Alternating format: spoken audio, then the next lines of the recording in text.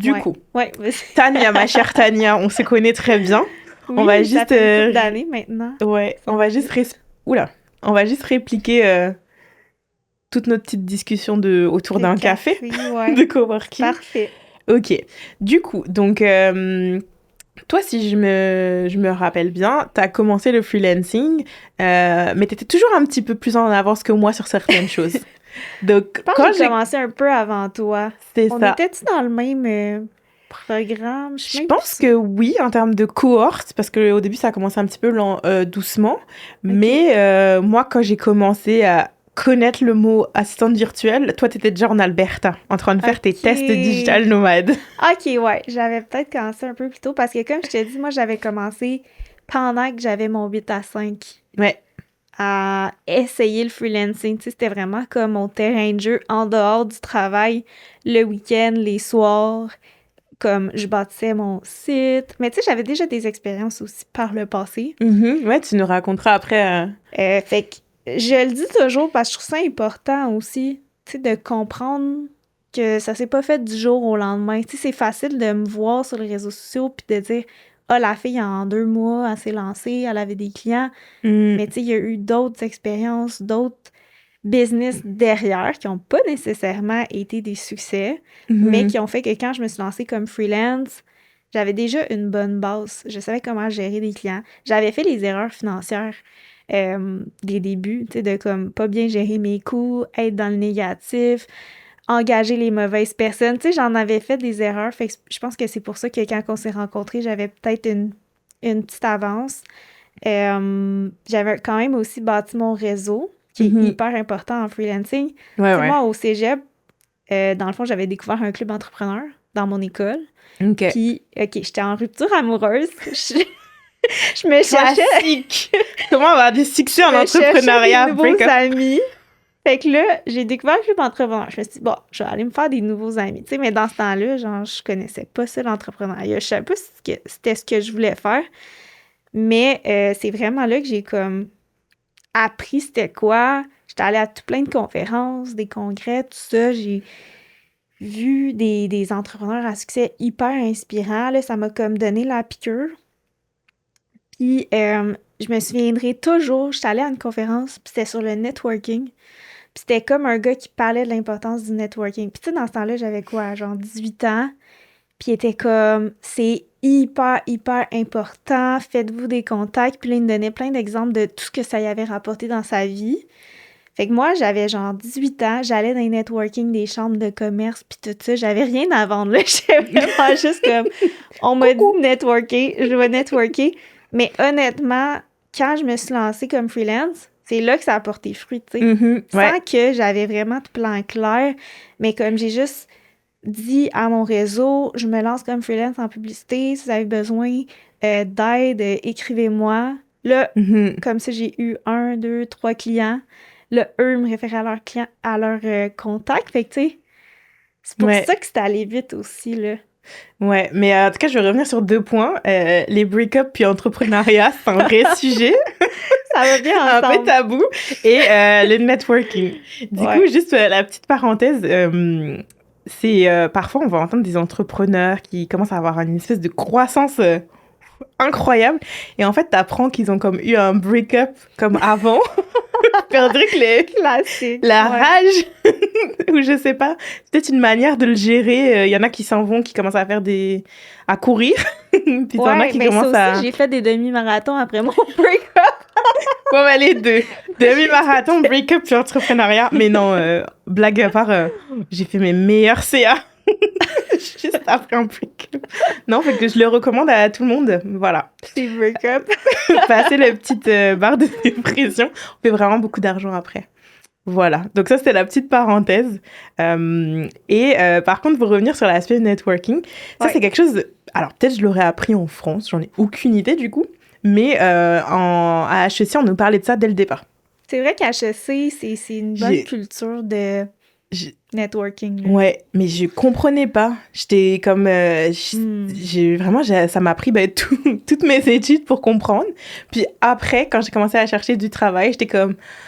peut-être qu'ils avaient pas tort. Ouais. Donc là, j'ai commencé à suivre des formations en networking, genre un peu Ok. comme ce que tu disais. Essayer de Ouais. comprendre c'était quoi l'intérêt. Comme je voyais ça comme un truc de petit opportuniste, de petit faillot un peu. J'avais rien Hmm. compris. Et en fait, j'ai commencé à trouver mon propre style aussi parce que j'étais assez gênée. Je me souviens, mon premier Mais c'est networking. gênant au début, Je là. suis arrivée, j'ai fait une espèce de panique. Je suis ressortie, comme je me suis mis en petite boule. Je fais, Oh qu'est-ce que my j'ai God. fait? Genre, j'étais vraiment pas bien. Puis là, je suis tombée sur quelqu'un d'HEC, qui avait été Ok. mon intégrateur, qui m'a amenée, qui m'a introduit, qui m'a, Ah, genre, ça, c'est cool. vraiment, le réseau, on a adoré ça. Et Ouais. ouais, petit à petit, en fait, j'ai développé les skills pour faire du networking. Et non, en fait, si on trouve son propre style, on commence à s'adapter, ça commence à être super intéressant.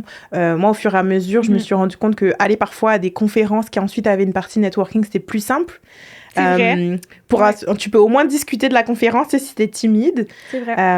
Et petite blague, j'avais rencontré une de mes meilleures clientes et amies Ah aujourd'hui ouais, nice. dans un événement de networking. Ce qui fait que là, j'ai eu un rappel téléphone, genre des années après, je me suis dit, regarde, on s'était rencontrés, on avait pris des photos ensemble, genre. Du coup, voilà. Puis je me Nice. souvenais d'elle.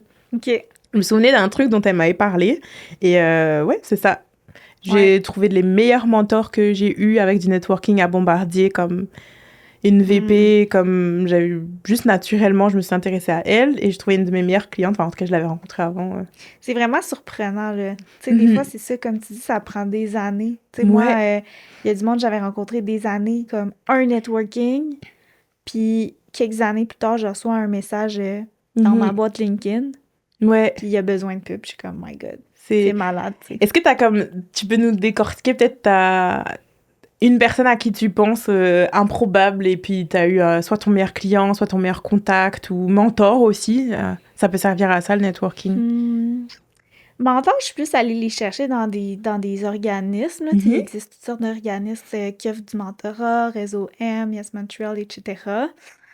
euh, qui, qui est super bien, je trouve, là, quand on commence puis qu'on a besoin de guidance. Sinon, en termes de clients, ben, tu sais, j'ai eu un client justement de mon club entrepreneur au cégep. Ouais. C'est dans le temps où je savais pas trop ce que je faisais, finalement. Euh, Cette personne-là est devenue comme directeur général dans une entreprise quand même très bien établie.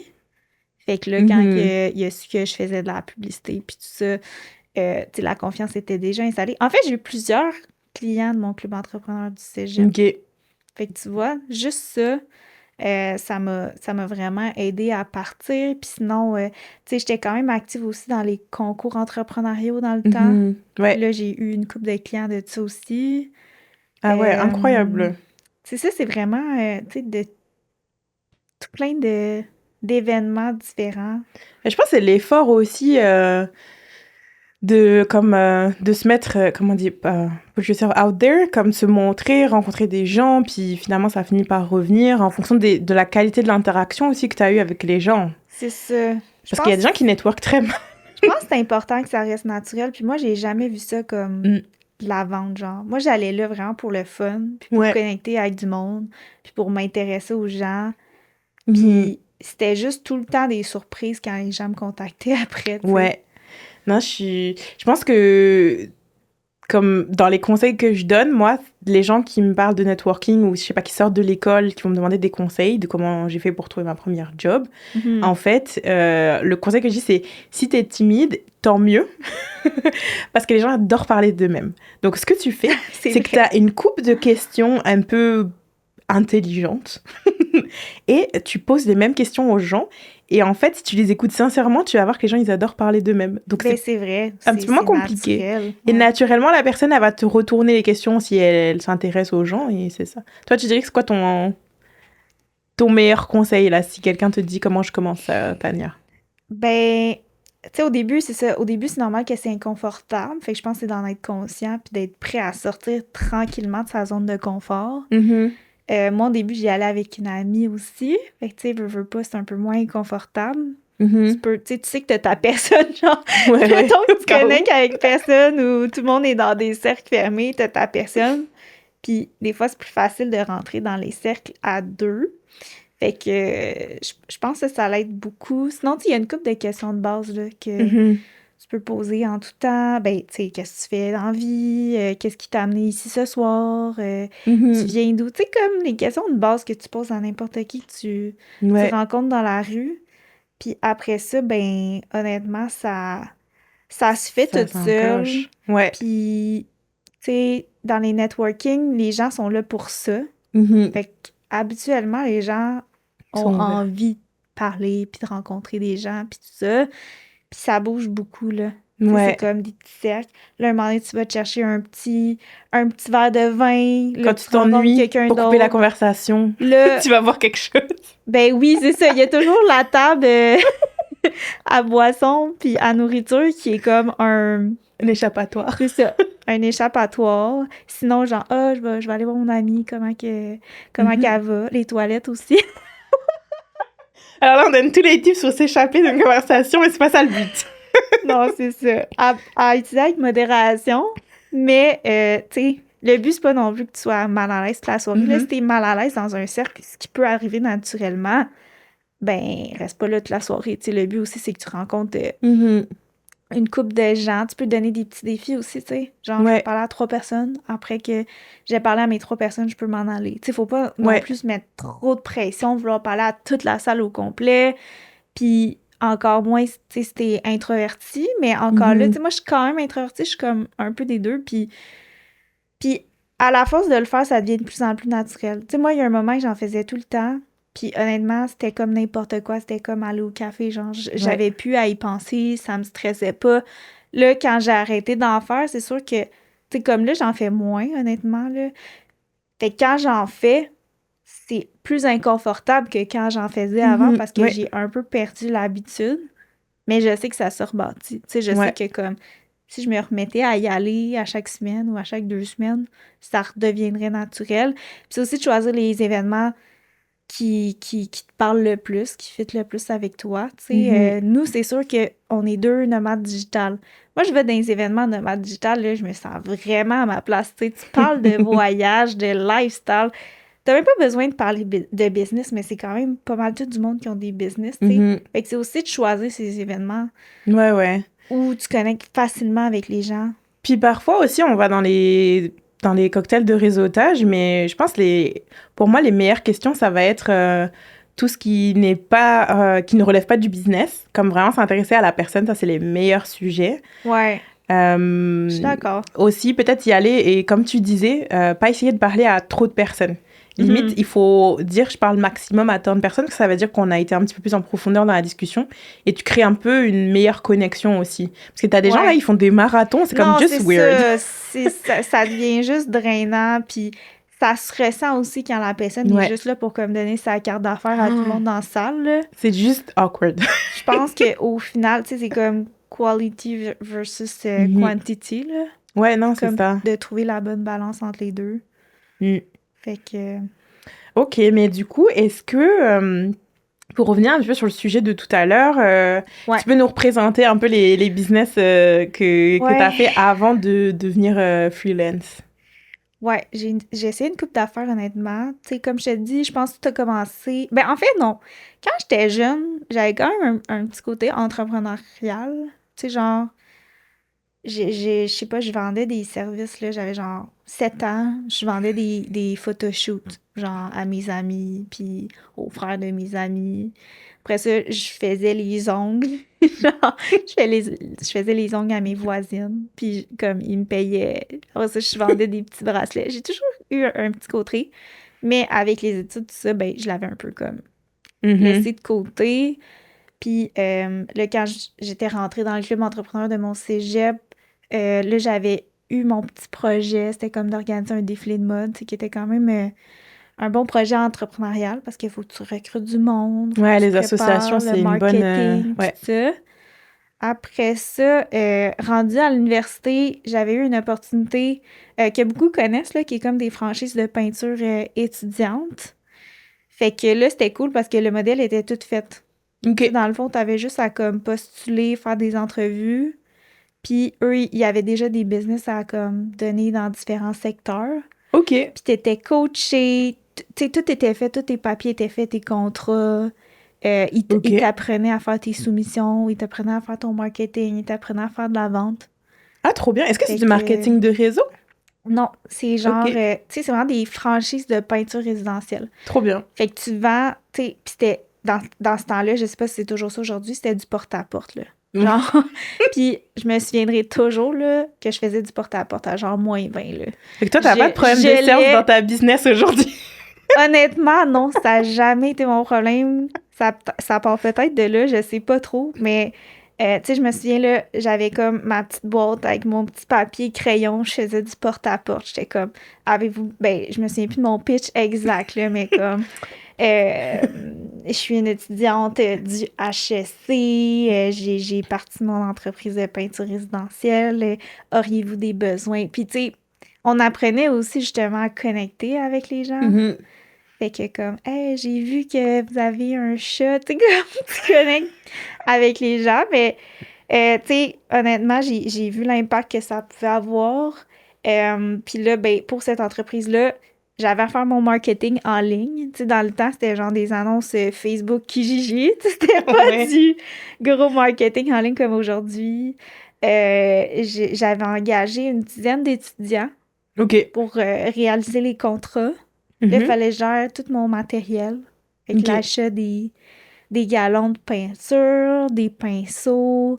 Fallait que j'aie une voiture aussi pour la compagnie. Mhm. Fait que bref, j'ai vraiment appris beaucoup à travers cette expérience-là. Sauf que après une année, ben, premièrement, j'ai fini à pas mal zéro de rentabilité. Je suis même pas sûre parce que dans ce temps-là, j'avais pas une très bonne visibilité sur mes chiffres. Je travaillais comme une malade, puis je pense que j'ai fini que tout ce que j'ai fait comme chiffre d'affaires, c'est dépensé dans Mhm. la main-d'œuvre, la peinture, puis tout ça. Sauf qu'après ça, c'est ça, j'ai réalisé que c'était peut-être pas la structure pour moi parce que c'était peut-être trop cadré pour ma personnalité. Moi, j'aime ça créer. Ouais. Puis tu sais, là, tout était créé pour moi, fait que honnêtement, je fais ça plate.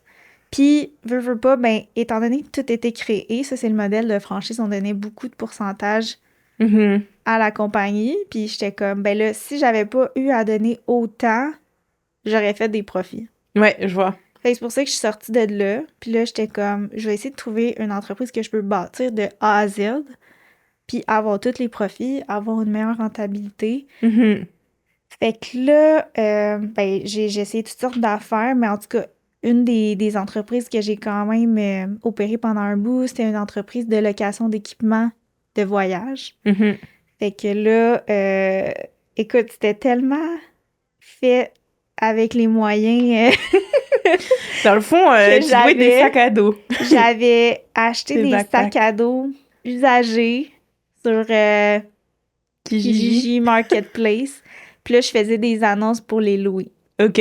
Puis là, ben, je gérais mes coûts. Tu sais, mettons, j'ai acheté un sac à dos 50 je le louais 30 fait que là, en 2 locations, je le rentabilisais. Est-ce que ça a été rentable, cette business-là, à la Ça fin? a été vraiment... Honnêtement, j'ai arrêté à cause que c'était pas rentable, là. OK.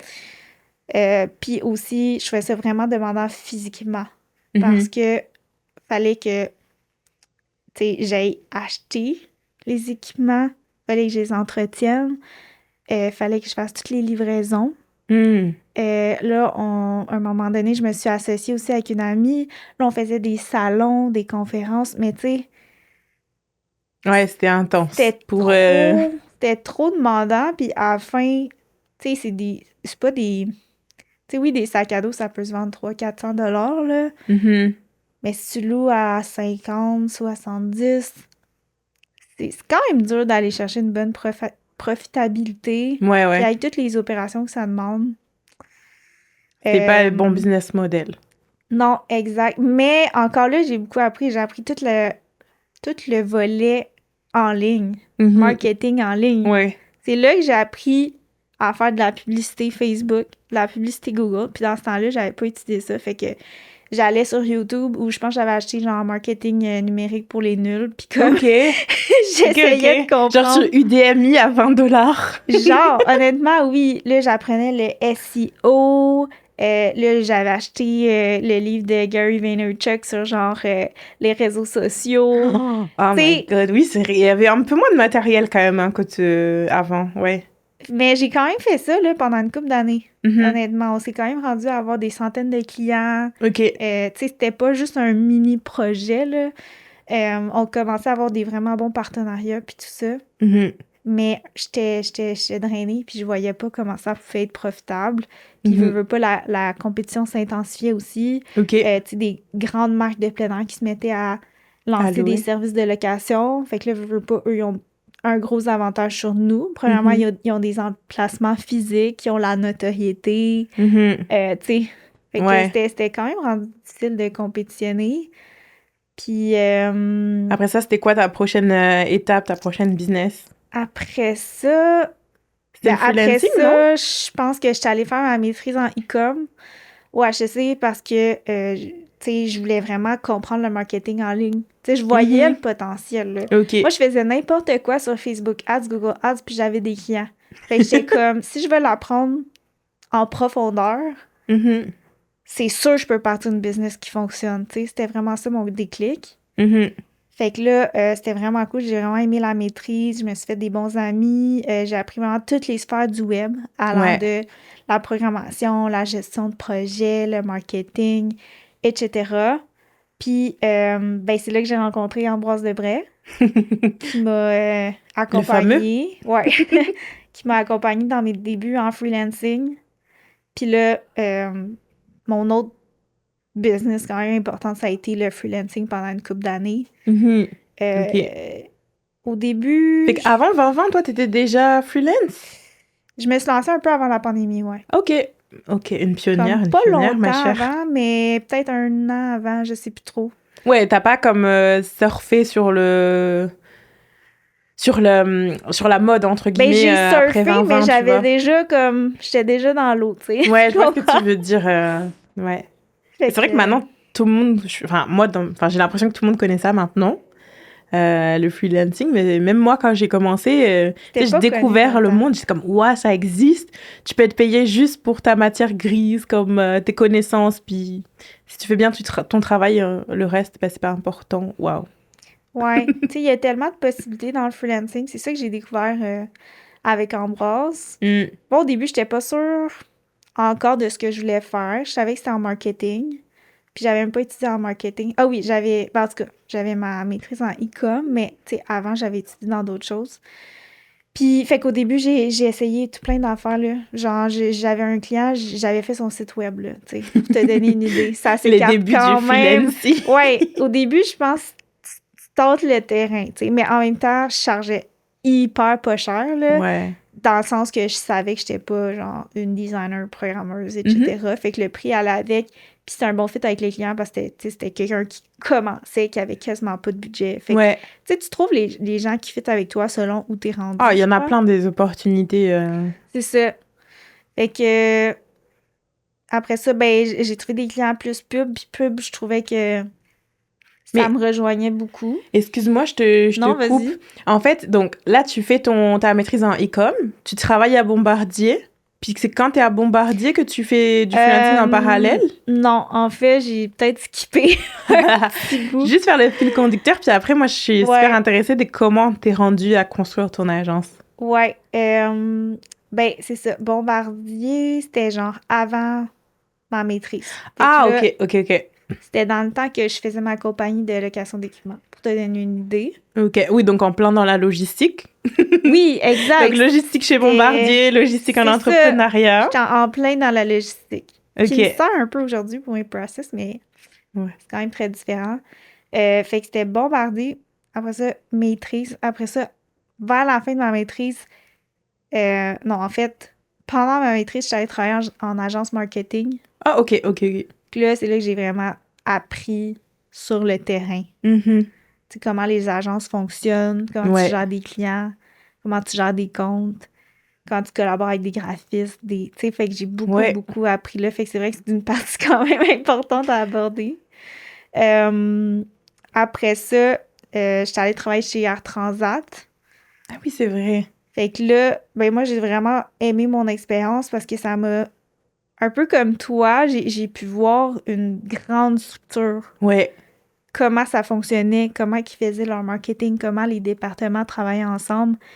Fait que, comme pour vrai, je trouve que les deux expériences, celle d'agence puis celle de transat, ça m'a vraiment comme amené toutes sortes de perspectives qui fait Mhm. qu'aujourd'hui, je pense que je suis en mesure aussi de bien comprendre différents profils de clients. Ouais. Fait que c'est ça, c'était après Transat que je me suis lancée en D'accord. freelancing. Ok. Et Ouais, après, moi, c'est après le moment où on a commencé à se côtoyer, donc à travers la formation d'Ambroise sur le ouais. freelancing. Et mais j'ai l'impression qu'on s'est comme vu évoluer sur genre énormément de Oh choses. my On s'est God, vu au plus oui. bas, Ouais, non, on non, s'est vu au c'est... meilleur. Et Ouais. donc, qu'est-ce qui s'est passé? Donc, toi, t'as commencé freelance, puis aujourd'hui, t'es rendu à la tête d'une agence, t'as bâti ta petite agence, tout ça. Mais comment ça s'est... Qu'est-ce qui a fait que t'as voulu la lancer? C'était quoi le...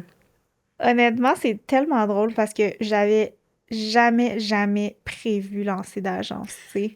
Moi, je m'étais toujours dit que c'était pas pour moi après avoir travaillé dans une agence parce que je trouvais que c'était comme plus quantity over quality. Puis moi, je Mm. suis plus quality over quantity dans la vie. C'est pour ça que j'étais comme, ah non, moi, le modèle d'agence, ça me parle pas. Tu sais, Ouais. j'étais genre freelance, all the way. Sauf que vient un moment, puis je pense qu'il y a beaucoup de freelance qui vont pouvoir relate avec ça, vient au moment où le freelancing, ça devient quand même lourd, je crois. Je sais pas si j'utilise les bons mots, mais d'avoir tous les chapeaux à porter, toute la pression. Je travaillais énormément, mais tu sais, quand je dis énormément, c'est genre des soirs, les week-ends, tu sais. Puis j'étais comme, c'est pas viable à long terme, tu sais. Je peux pas Je vois. continuer comme ça. Puis là, il y avait des choses qui étaient inefficaces aussi. Tu sais, dans le sens qu'au début, je faisais les visuels, les textes.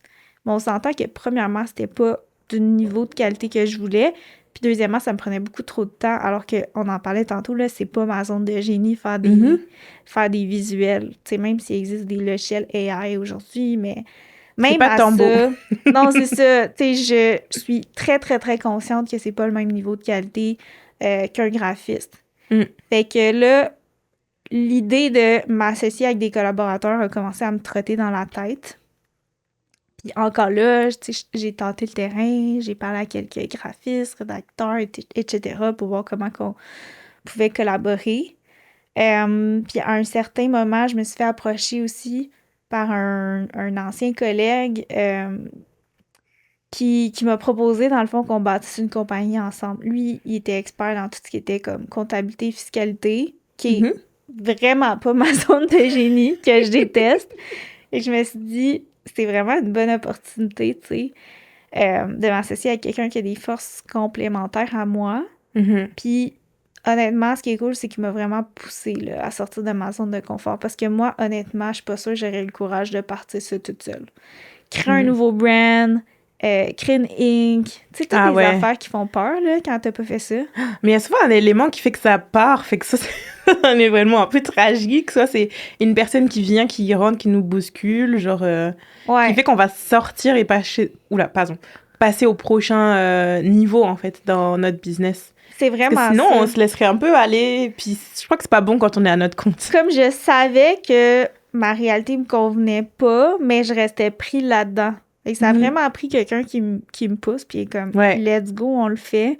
Puis, tu sais, je suis quand même une fille d'équipe, là, fait que de pouvoir, comme, bâtir ça avec quelqu'un, c'était vraiment bien. Fait que c'est comme ça que ça s'est bâti au début. Finalement, le partenariat a pas fonctionné après une couple de temps. Fait que j'ai repris le lead de la business, puis c'est pour ça Mhm. qu'aujourd'hui, j'ai j'ai Ouais. cette business-là, puis cette structure-là, avec des collaborateurs. On est encore une très petite équipe, là, Mhm. mais pour l'instant, ça me convient, puis comme j'arrive à quand même offrir des services de haute qualité, étant donné que j'ai les collaborateurs que j'ai besoin pour offrir mes services. Ouais. Fait que je trouve que c'est un bon monde en ce moment. C'est un bon modèle pour moi en ce moment. C'est sûr que ça vient avec des challenges, Ouais. mais je suis quand même contente d'avoir pu me rendre là au fil des années. Alors, il me reste comme deux petites questions. Ouais. Est-ce que si tu devais juste parler de ton point de vue au niveau des opérations justement dans l'agence, qu'est-ce que tu dirais comme est-ce que c'est un point Ouais. douloureux? Est-ce que finalement en le bâtissant petit à petit, tu arrives quand même à bien structurer ça? Comme si on regarde qu'est-ce qui se passe derrière, t'as la livraison des clients qui est comme ça c'est géré, mais derrière en termes de ressenti, si tu devais juste comme Tu sais, je vais être honnête avec vous, c'est très, très, très challengeant, je trouve, la partie opération. Même si j'ai étudié en logistique, puis que j'ai des expériences en grande entreprise, puis tout ça. Surtout quand t'es CEO, puis il faut tout genre en même temps. Fait que tu te penches pas nécessairement sur genre écrire tes SOP, puis tout ça. Fait que je te dirais que je pense qu'il y a encore beaucoup de choses à bâtir là, dans ma business. Mais j'en bâtis de plus en plus au fil du temps. Plus je collabore avec d'autres gens ouais. aussi, tu sais, il est venu un point où j'avais juste pas le choix. Ouais, c'est ça. Parce que comme tu dis, tout est dans ma tête. Ouais, exactement. Fait que là, quand il y a quelqu'un qui veut travailler avec toi puis t'aider à livrer tes services, ben veut pas, il peut pas aller dans ta tête. Fait que là, c'est comme vraiment selon les besoins, je bâtis des processus. Ouais. Selon les plus gros irritants, parfois, je vais automatiser des petits trucs. Je suis pas encore full AI, comme, c'est pas que j'y crois pas, c'est juste que, vu que j'ai encore une petite structure, c'est pas nécessairement la priorité du moment, mais tu sais, je sais que, comme, on s'en va vers là, en quelque sorte. Fait que ça risque d'être plus développé dans les prochaines années, mais pour l'instant, c'est ça, c'est vraiment plus de, comme, documenter mes processus, puis de faire en sorte que certaines choses, tu sais, c'est sûr, je commence par les trucs les plus faciles, qu'il y a certaines choses qui peuvent être faites sans que je sois là. Puis après ça, moi, j'ai juste à comme réviser l'affaire. Exact, ouais. Fait que tranquillement, j'ai réussi à comme me sortir de l'opérationnel. Mais ça prend du temps. C'est normal. Je suis encore en chemin, là. Ouais, non, c'est normal. Mais du coup, juste pour terminer, où est-ce que t'es rendu là? Puis c'est quoi comme tes prochains défis, comme ta prochaine étape avec l'agence, du coup? Ben là, mon défi actuel, c'est justement que la business puisse, peut-être pas à 100%, mais un peu plus rouler sans moi. Parce que je sens que je suis encore... Écoute, je veux pas que ce soit juste mon ego qui parle, là, non, mais très indispensable dans la business. Dans le sens que, écoute, en 5 ans, j'ai pris 1 semaine de vacances, 1 semaine et demie de vacances, là, pour te donner une idée. Je vois très bien de quoi tu parles. Quand tu parles de besoin de repos, honnêtement, je suis pas si pire parce que des fois, je vais me prendre des longs week-ends quand je sens que j'ai vraiment besoin ou comme je vais aller en nature ou je vais en discuter. Tu sais, j'ai quand même des bons outils. Mais encore là, je sais que c'est pas ce que je veux à long terme. Fait que de bâtir un modèle qui va me permettre de, si je veux partir 2-3 semaines, genre faire un trip en Afrique ou comme, tu sais, faire de quoi pour moi, sans toujours être le nez dans mon ordi, je puisse le faire. Juste checker, répondre aux urgences. Ou si je suis malade, ou tu sais, comme, honnêtement, je suis chanceuse, là, mon état de santé va bien. J'ai réussi à m'en sortir psychologiquement, mais je sais que tout peut arriver, tu sais. Ouais, il faut commencer à prendre des sécurités. C'est pour ça que je me dis, mon but, c'est vraiment de faire en sorte que la business roule mieux sans moi, mais je garde encore ma responsabilité de CEO. Tu sais, je me dis pas non plus que comme je vais me faire bronzer sur la plage puis tout le monde va travailler. 3 semaines, c'est ambitieux. 2 semaines, c'est... Fait que, non, c'est ça le challenge. Je sais pas si ça répond à ta question. Ben oui, c'est ça. Voilà, je pense qu'on a... Merci de fin. pour merci beaucoup. C'était super cool pour une première expérience en studio. Ouais, comme dans nos petits cafés. Ouais, exact. Habituels.